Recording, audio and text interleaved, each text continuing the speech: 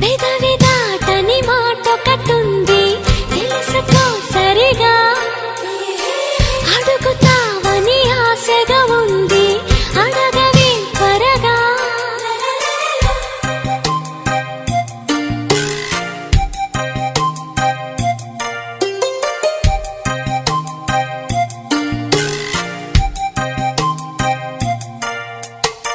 అడగరానిది ఏమిటి ఉంది తెలుపవా సరిగా, మనసు చాటున